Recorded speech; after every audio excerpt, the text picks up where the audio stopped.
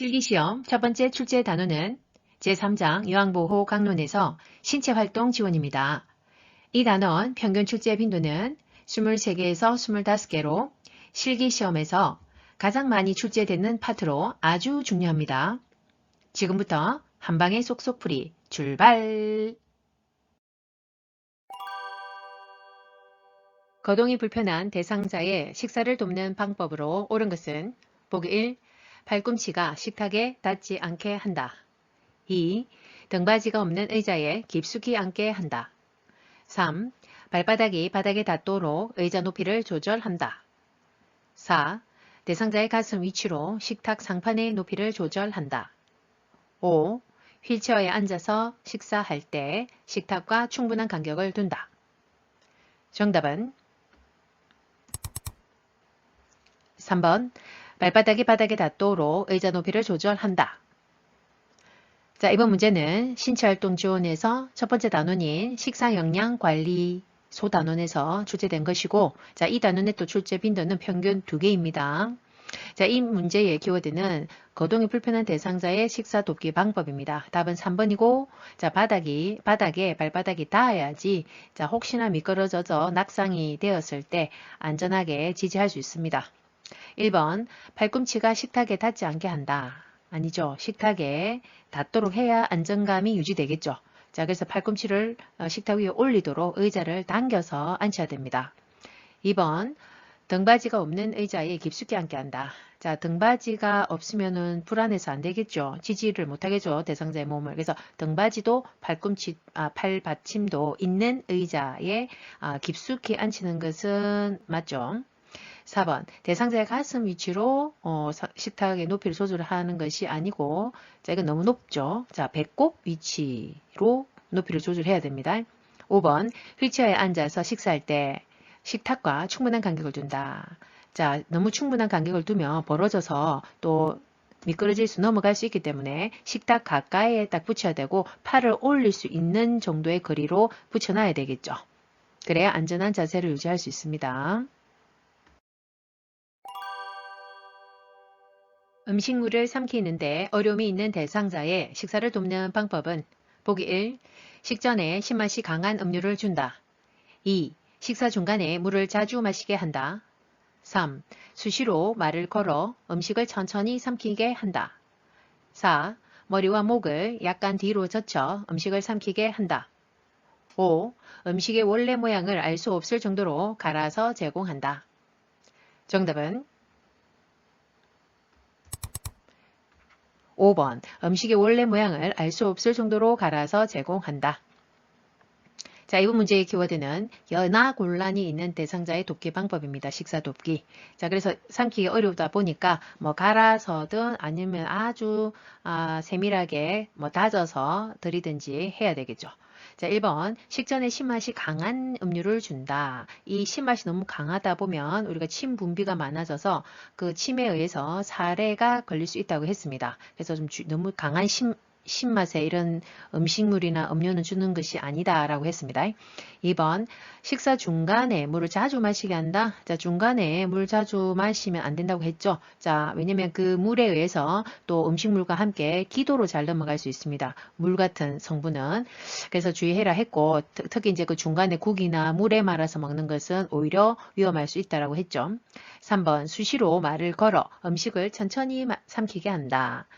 자, 음식 드시는 중간에 입안에 음식이 있는 상태에서 말을 걸면 그것에 대해서 대답을 하다 보면은 식사 도중에 질문을 하지 않는다고 했습니다. 사례라든지 또 혹시나 또 질식이 올 수 있기 때문에. 4번 머리와 목을 약간 뒤로 젖혀 음식을 삼키게 한다. 자, 뒤로 젖힌다는 요 자세는 절대로 안 되죠. 자, 기도를 오히려 개방시켜서 음식물이 기도로 넘어가서 질식 또는 뭐 흡인성 폐렴을 초래할 수 있기 때문에 위험한 자세입니다. 그래서 반드시 식사할 때는 상체를 올린다가 아주 중요하고, 그리고 약간 오히려 앞으로 약간 숙이고 턱은 그 몸 쪽으로 당기는 약간 수그리는 요 자세를 해야지 기도가 개방되지 않는 자세가 되는 것입니다. 누워있는 왼쪽 편마비 대상자의 식사를 돕는 방법으로 옳은 것은 보기 1. 식사 도중에 맛이 어떤지 물어본다. 2. 오른쪽을 베개나 쿠션으로 지지해 준다. 3. 왼쪽 입에 빨대를 고정시켜 국물을 제공한다. 4. 음식을 반 정도 삼키면 다음 음식을 넣어준다. 5. 오른쪽을 밑으로 하여 옆으로 누운 자세를 취하게 한다. 정답은 5번. 오른쪽을 밑으로 하여 옆으로 누운 자세를 취하게 한다. 자, 이번 문제의 키워드는 편마비 대상자의 식사 돕기 방법입니다. 특히 왼쪽 편마비입니다. 왼쪽. 자, 그래서 여기서 답이 5번인데 오른쪽을 밑으로 한다는 것은 건강한 쪽이죠. 오른쪽이 지금 왼쪽 편마비이시니까. 그래서 건강한 쪽을 밑으로 하여 약간 옆으로 눕힌 자세를 취하게 한다 이 말이죠. 근데 무조건 뭐 수평으로 눕히라는 건 아니고 상체를 올린 상태에서 그 건강한 쪽을 밑으로 해서 약간 옆으로 누운 자세에서 그 마비된 쪽에 쿠션을 주면 되죠. 자, 1번에 식사 도중에 맛이 어떤지 물어보면 안 된다고 했습니다. 식사 도중에는 말을 걸어서 말을 하게 되면 안 된다고 했죠. 자, 그래서 식사 도중에 질문하지 않는다가 맞고요. 2번 오른쪽을 베개나 쿠션으로 지지한다. 지금 지지해야 되는 부분은 오른쪽은 지금 건강한 쪽이죠. 그래서 건강한 쪽을 지지할 것은 아무 소용이 없고 자, 마비 쪽을 지지해야 되죠. 그럼 왼쪽이다 보시면 됩니다. 왼쪽. 그 다음에 3번 왼쪽 입에 빨대를 고정시켜 국물 제공한다. 저 왼쪽은 지금 편마비죠. 그럼 마비 쪽에 빨대를 고정하면은 제대로 빨지도 못하고 또 국물이 들어가면 그게 또 사례가 걸리기 쉽죠. 삼키기가 어려우니까. 그래서 왼쪽이 아니라 자 오른쪽이겠죠. 건강한 쪽. 자, 그래서 건강한 쪽에다가 빨대를 고정시키고 삼키게 해야 되고 또 빨대 같은 경우에는 혹시 움직일 수 있으니까 그러면서 움직이면서 제대로 물이 안 빨리면서 살에 걸릴 수 있기 때문에 반드시 손가락에 고정을 시켜서 마시게 해야 됩니다.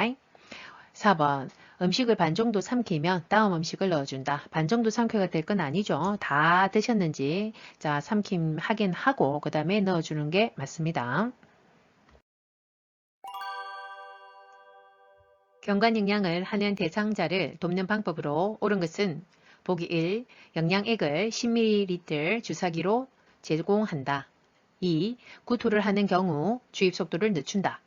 3. 영양액이 중력에 의해 흘러 들어가게 한다. 4. 영양액 주머니는 1일 1회 세척하여 말린다. 5. 영양액 주머니는 대상자의 위장 높이와 같게 한다. 정답은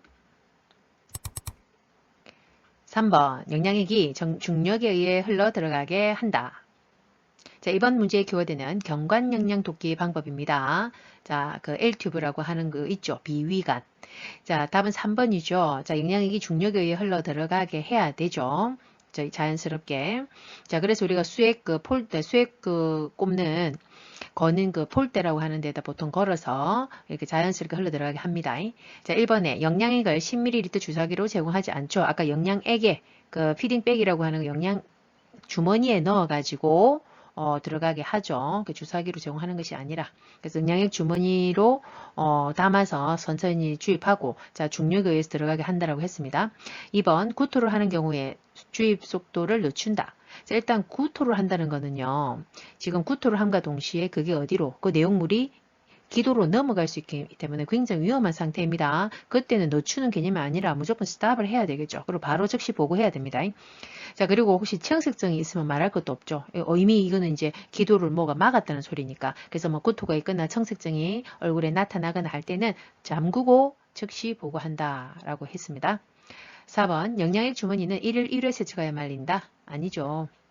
영양액은 우리가 이제 먹고 나면 설거지 하듯이 영양액 주머니도 반드시 그 내용물에 의해서 더럽혀져 있기 때문에 매번 씻어서 말려놔야 됩니다.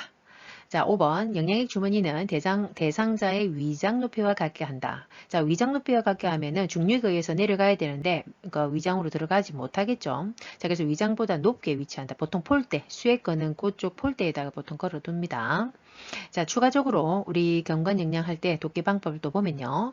혹시나 이제 경관영양 대상자가 비위관, 그게 이제 빠진 경우나 이런 경우에는 우리가 임의로 막 쭉 밀어넣거나 또 그걸 뺀다고 빼버리면 안 됩니다. 일단은 바로 의료인에게 보고해야 되겠죠. 그 다음에 새거나 역류되는 걸 보면 즉시 그때는 위험하니까 기도로 넘어갈 수 있기 때문에 잠그고 보고를 해야 되는 것이 맞습니다. 다 정리하세요. 대상자의 알약 복용을 돕는 방법으로 옳은 것은 보기 1. 알약이 크면 쪼개서 제공한다. 2. 고개를 뒤로 젖혀 하늘씩 넣어준다.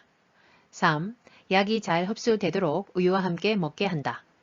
4. 남은 알약은 손으로 집어 약병에 다시 넣어 보관한다. 5. 대상자가 심하게 손을 떨면 약을 직접 입에 넣어준다. 정답은 5번. 대상자가 심하게 손을 떨면 약을 직접 입에 넣어준다. 자, 이번 문제부터서는요. 자, 신체활동 지원에서 두 번째 단원인 투약 돕기 방법이죠. 자, 이 단원에서의 평균 출제 빈도는 3개입니다.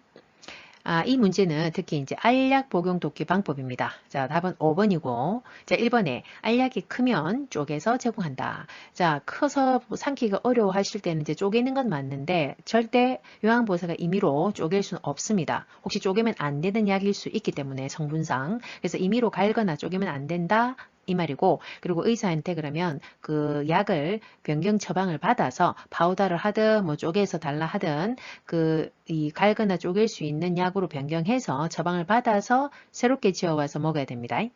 자, 2번. 고기를 뒤로 젖혀 하나씩 먹게 한다. 자, 고기를 뒤로 젖히면 안 되는 거 아닌지 아시죠? 뭐 식사를 돕기 때도 마찬가지고, 약을 먹을 때도 마찬가지고, 우리가 뭐를 먹는다고 할 때는 고기가 뒤로 젖혀지면 기도가 개방되는 자세를 했습니다. 그래서 오히려 고기를 약간 앞으로 숙이는 자세가 기도를 열지 않는 자세이기 때문에 안전합니다. 그리고 무조건 일단 누워 있으면 안 되고, 침상머리를 높이고, 반자위로 취하고, 그 다음에 고개는 약간 앞으로 숙이는 자세가 안전합니다. 3번. 약이 잘 흡수되도록 우유와 함께 마신다. 자, 우유와 마시면 안 되는 거죠. 약의 흡수를 오히려 방해합니다. 자, 그래서 충분한 그냥 물과, 미지근한 물과 마시는 것이 가장 흡수율을 높입니다. 4번. 남은 알약은 손으로 집어 넣으면 됩니까? 안 되겠죠. 그 손으로 집어 넣으면 안 됩니다. 손에 닿이는 것은 우리가 또 오염됐다고 봐야 되겠죠. 그래서 다시 넣지는 않는다가 맞습니다. 고혈압 대상자의 알약 복용을 돕는 방법으로 옳은 것은 보기 1. 큰 알약은 작게 쪼개서 나누어 준다. 2. 처방약과 비처방약을 섞어 한 번에 준다. 3. 금식인 경우 복용 중인 혈압약을 건너뛴다. 4. 삼키기 쉽게 가루로 만들어 물에 섞어 준다. 5. 약을 떨어뜨릴 우려가 있으면 입안에 직접 넣어 준다. 정답은 5번. 약을 떨어뜨릴 우려가 있으면 입안에 직접 넣어준다. 자, 이번 문제의 키워드는 알약 복용 돕기 방법인데 특히 이제 고혈압 대상자의 항고혈압제 투여시를 지금 물어보는 것입니다. 답은 5번이죠. 뭐 손을 뜬다든지 이러셔가지고 떨어뜨릴 우려가 있으면 직접 넣어주면 됩니다. 자, 1번. 큰 알약은 작게 쪼개서 나누어 준다. 자, 우리 절대로 임의로 쪼개거나 가루를 내거나 이런 거 안 된다고 했습니다. 두 번째, 그러니까 약을 뭐 처방을 변경을 하든지 해서 바꿔서 드려야 됩니다. 2번 처방약과 비처방약을 섞어서 한 번 해준다. 자, 섞어서 한 번 해주면 우리가 안 되겠죠. 왜냐면 이 약과 저 약이 같이 섞였을 때 혹여나 어떤 부작용을 초래할 수 있는 약들이 있거든요. 그래서 절대로 우리 임의로 섞어서 주지는 않습니다. 3번 금식인 경우에 복용 중인 혈압약을 건너뛴다.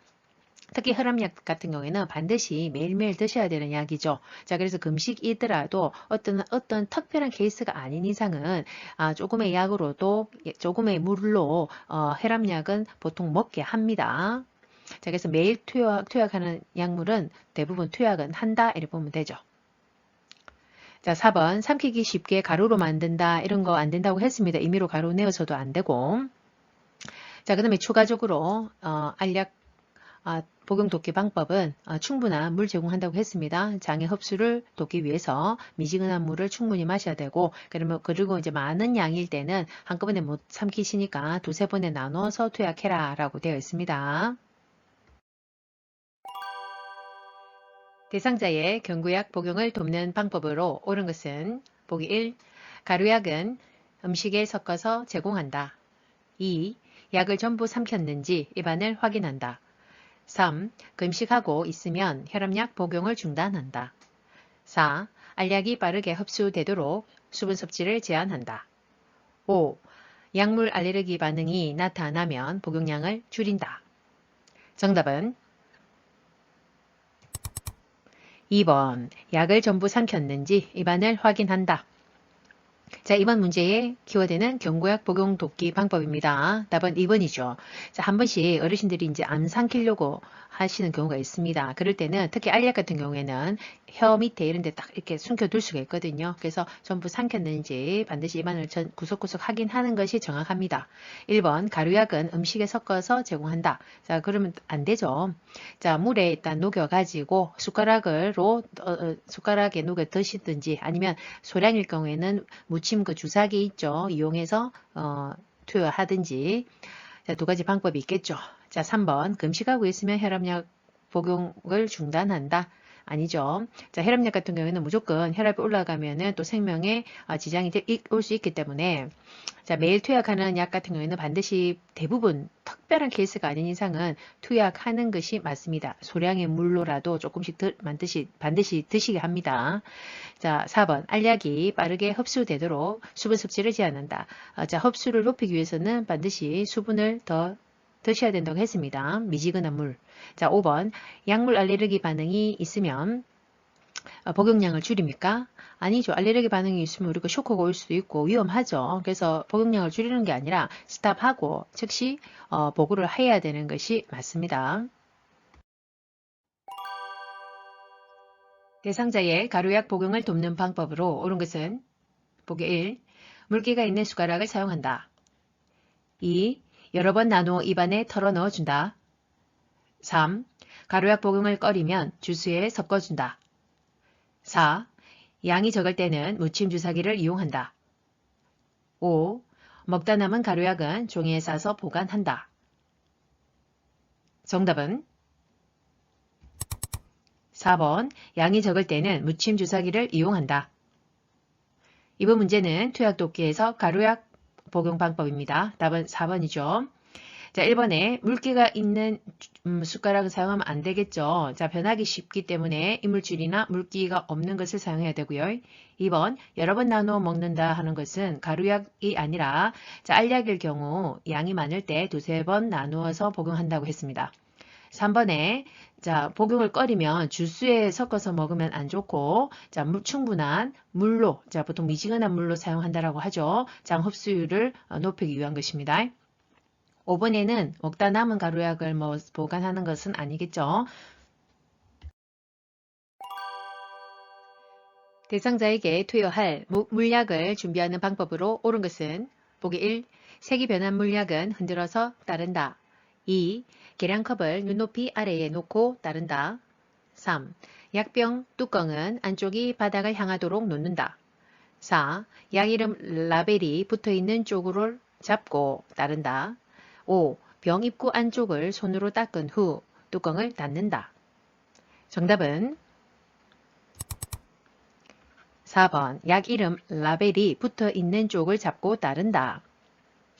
자, 이 문제의 키워드는 물약 복용 방법입니다. 답은 4번이죠. 자, 라벨이 붙어 있는 쪽을 잡고 그 반대쪽으로 자, 물약을 따라야 끈적끈적한 것이 시럽이 그 병에 묻더라도 라벨이 손상되지 않겠죠.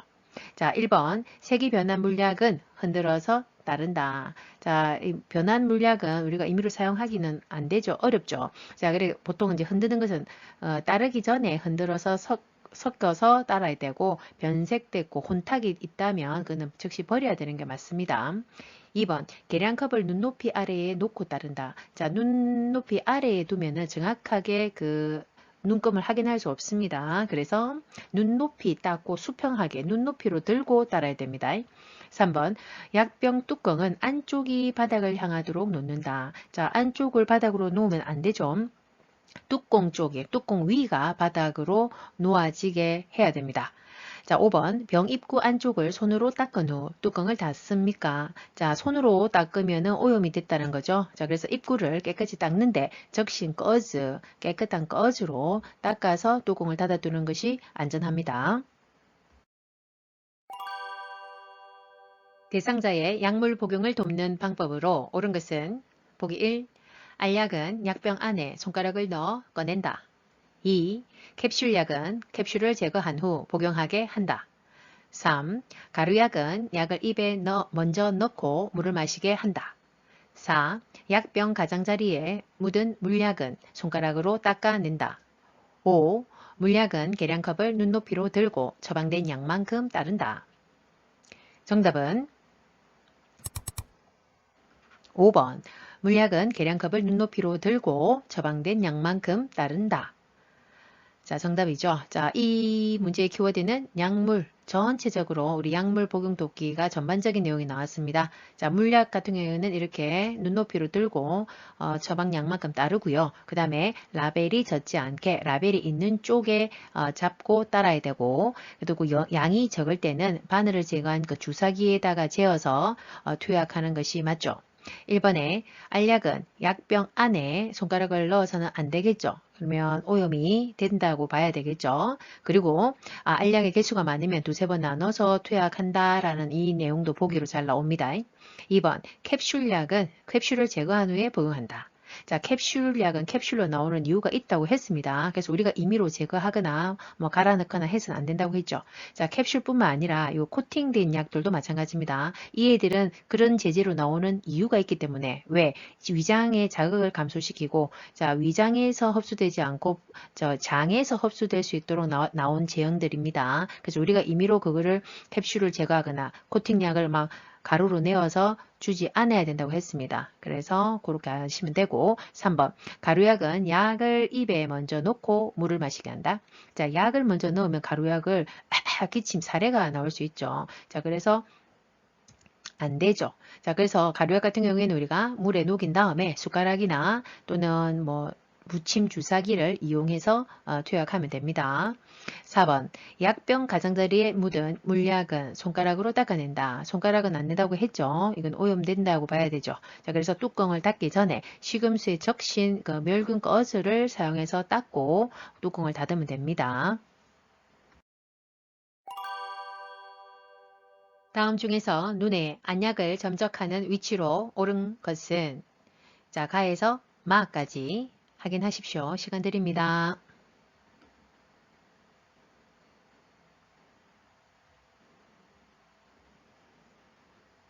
정답은 5번 마입니다. 마. 그럼 여기 요 위치인데 자, 여기 위치가 어디냐 하면은요. 자, 교재에 나와 있는 내용을 한번 참고합니다. 자, 하안금. 여기가 하안금 쪽이죠. 하안금의 중앙 또는 외측이니까 그러니까 중앙 또는 외측이니까 이쪽으로 투약하면 된다 이 말입니다. 그래서 마이고 자, 2cm 높이에서 그러니까 너무 딱 닿아서 결막에 막 이렇게 붙게 너무 닿아서 점적하지 말고 위에서 2cm 약간 높이 위에서 떨어뜨려라 이 말입니다. 그리고 점적한 후에 비루관을 가볍게 눌러 이쪽으로 내려오는 그 관이 있어죠. 비루관이. 그러면 물약이다 보니까 바로 그 세어서 코 쪽으로 빠져나갈 수 있기 때문에 자 비루관을 약간 이쪽을 눌러서 좀 안 나가게 한다. 막아준다 이 말이죠. 그리고 우리 교재에 안약 요것도 잘 나오지만 자 안용고 투여 방법도 간간히 나오기 때문에 요 두 가지가 다르죠. 구분을 해 주셔야 됩니다. 그럼 교재에 나와 있는 내용을 한번 보겠습니다. 보시면 자, 이제 안약은 투여를 이제 여기 하안검의 중앙 또는 외측이니까 이쪽에 넣어주면 된다 이 말이고 자 눈꺼풀을 밑에를 이제 눌러서 이렇게 당겨주면 줘야 되겠죠. 자 그 다음에 요 그림처럼 요 비루관 쪽을 꼭 눌러서 코로 안약이 빠져나가지 않도록 한다 요 내용이고요. 자, 그럼 우리 교재에 그 안용고 그럼 투여하는 방법을 간단하게 정리를 해보겠습니다. 안용고는 내용이 좀 다르죠. 자, 아래 눈꺼풀을 잡아당긴 다음에 아래 결막낭 위에 이쪽에 자 안쪽에서 바깥쪽으로 2cm 이렇게 짜주는 겁니다. 그리고 한 다음에는 눈을 감고 이거는 물액이 아니다 보니까 눈을 감고 안구를 약간 움직여줘야 됩니다. 충분히 전체 요 눈 안에 이렇게 골고루 퍼질 수 있도록. 그리고 튜브를 적신 멸균솜으로 닦고 요 뚜껑을 닫아준다 이 말이죠. 자, 정리하십시오. 대상자의 눈에 안약을 투여하는 방법으로 옳은 것은 보기 1. 투여 전에 솜으로 눈의 바깥쪽에서 안쪽으로 닦는다. 2. 대상자에게 아래쪽을 보게 한다. 3. 윗 눈꺼풀을 위로 부드럽게 당긴다. 4. 점적기를 각막에 대고 약을 투여한다. 5. 투여한 후 비루간을 잠시 가볍게 눌러준다. 정답은 5번. 투여한 후 비루간을 잠시 가볍게 눌러준다. 자, 이번 문제도 안약 투여에 대한 내용입니다. 좀 더 상세하게 보기가 나와 있습니다. 정리하시면 되죠. 자, 5번에 약간 눌러준다고 했죠. 바로 코 쪽으로 비루간으로 물약이 빠지지 않도록 방지하기 위한 것입니다. 1번 투여 전에 솜으로 눈의 안쪽에서 바깥쪽에서 안쪽으로 닦는 게 아니라고 했죠. 그 반대죠. 자, 멸균수에 적신 솜으로 닦되 안쪽에서 바깥쪽으로 닦는다라고 했습니다. 2번 대상자에게 아래쪽을 보게 합니까? 아래쪽에 하안검에다가 투여해야 되죠. 그래서 아래쪽이 아니라 천장을 보게 한다 이렇게 보면 되죠.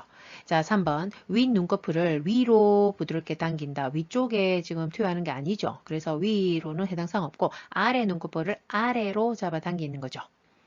4번 점적기를 각막에 대고 약을 투여합니까? 자, 각막이든 뭐 하얀 부분에 공막을 둘러싸고 있는 결막이든 어쨌든 결막에다가 직접 각막에다 대고 튜브를 대고 점적하는 것이 아니라고 했습니다. 그 스크래치가 날 수 있습니다. 자, 그래서 1, 2cm 높이에서 들어서 거리를 두고 점적해라 했고, 자, 하안검의 중앙이나 외측으로 점적한다라고 되었습니다.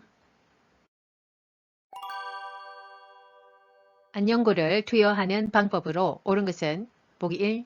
투여 전 멸균솜으로 눈을 바깥에서 안쪽으로 닦아준다. 2. 튜브에서 처음 나오는 안연고는 꺼주로 닦아버린다. 3. 상부 결막낭 위에 넣어준다. 4. 눈꺼풀 밖으로 나온 안연고는 다시 밀어 넣는다. 5. 투여 후 눈을 꺼주로 30분간 덮어둔다. 정답은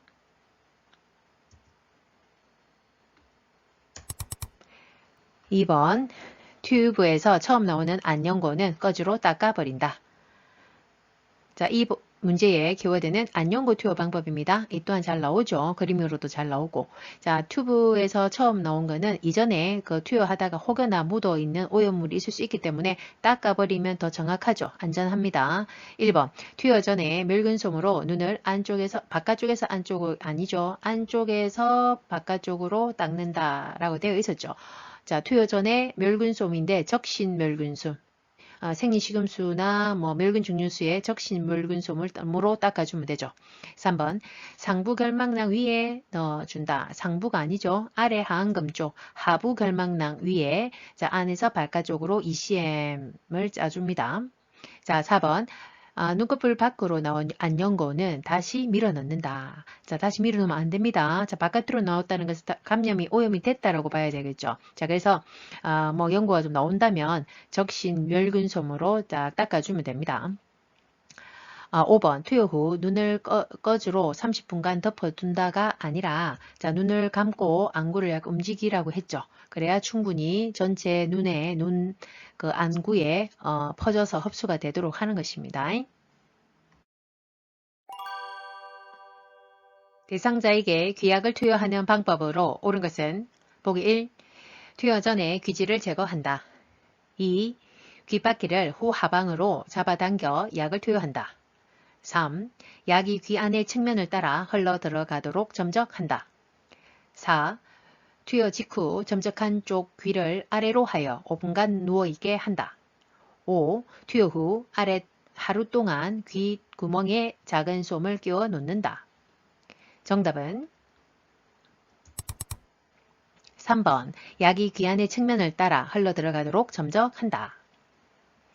자, 이번 문제의 키워드는 기약 투여 방법입니다. 답은 3번이죠. 자, 측면을 따라 흘러 들어가도록 점적합니다. 자, 1번에 투여 전에 귀지를 제거한다. 자, 귀지를 제거하는 것은 우리의 요양보석 해야 할 일이 아니라고 했습니다. 자, 그냥 용액을 묻힌 면봉으로 귓바퀴나 외이도 쪽, 우리가 보이는 쪽, 바깥쪽 부분만 이렇게 닦아주면 됩니다. 자, 2번 깃바퀴를 후하방으로 잡아당긴다? 아니죠. 우리가 후상방이라고 했죠. 자, 우리가 윗부분을 잡고 깃바퀴 윗부분을 잡고 후상방으로 잡아당겨야 그 용액이 귀약이 해부학적으로 더 잘 들어갈 수 있는 구조입니다. 4번 투여 직후 점적한 쪽 귀를 아래로 하여 5분간 누워있다. 자, 귀에다가 점적을 했기 때문에 귀를 아래로 하면 안 되겠죠. 자, 위로 한 상태에서 5분간 누워있게 합니다. 5분간. 그 다음에 5번 투여 후 하루 동안 귀 구멍에 솜을 끼워둔다. 하루는 너무 길겠다. 그죠? 한 10분에서 한 15분에서 20분 동안 느슨하게 끼운 후에 그 다음에는 제거하면 됩니다. 정맥 주사를 맞고 있는 왼쪽 편마비 대상자를 돕는 방법으로 옳은 것은 보기 1. 수액병은 대상자의 심장보다 낮게 위치하게 한다. 2. 주사 바늘이 제거된 부위는 알코올 솜으로 문질러 준다. 3. 상의를 갈아입힐 때 왼쪽 팔, 수액, 오른쪽 팔 순으로 입힌다. 4. 정맥 주사 부위가 붓고 수액 주입 속도가 느려지면 주사 바늘을 빼준다. 5. 주입 속도를 스스로 조절하도록 조절기를 대상자 오른쪽 가까이에 둔다. 정답은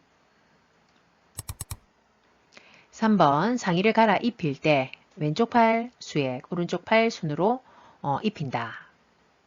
자, 이번 문제의 키워드는 주사 주입 돕기 방법입니다. 정맥 주사를 투여할 때가 있겠죠. 자, 답은 3번이죠. 자, 3번은 상의 옷 갈아입히는 것은 개인 위생 파트에서 이거 상세하게 나옵니다. 뭐 하의, 상의 다 갈아입힐 때. 그래서 지금 입힐 때의 순서를 물어보는 것인데 지금 이제 입힐 때는 항상 우리가 하의든 상의든 똑같았죠. 항상 마비된 쪽부터 들어가야 된다고 했습니다. 그래야 편안하게 충분히 공간이 있을 때 마비된 쪽부터 수월하게 넣는 거죠. 그래서 왼쪽 지금 편마비 대상자니까 왼쪽 팔부터 들어간 거죠. 그 다음에 수액이 나오면 항상 수액이 중간에 들어간다고 했습니다. 그리고 이제 나머지는 오른쪽 팔이겠죠, 당연히.